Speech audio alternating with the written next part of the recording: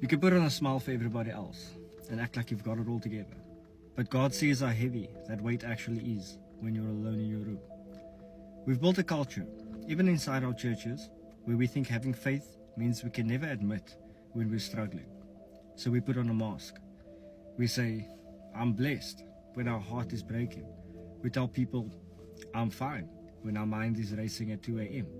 We carry emotional burnout, family stress, and silent anxieties like badges of honor, trying to prove how strong we actually are. Hear me out. God never asked you to be strong on your own. He asked you to be surrendered. Look at Psalm 55:22. Cast your burden on the Lord, and He will sustain you. He will never permit the righteous to be moved. Notice that word, cast. It literally means to throw or roll something off of yourself and onto another. God isn't waiting for you to fix yourself before you come to Him. He wants you to bring Him the broken pieces right now. So take off that mask today. Stop trying to carry things you were never built to hold. Admit to Him when you're hurting. Hand over the pressure. Let Him be your strength where yours runs out. Drop a heart emoji or type Amen in the comments. And share this with a friend who's carrying too much.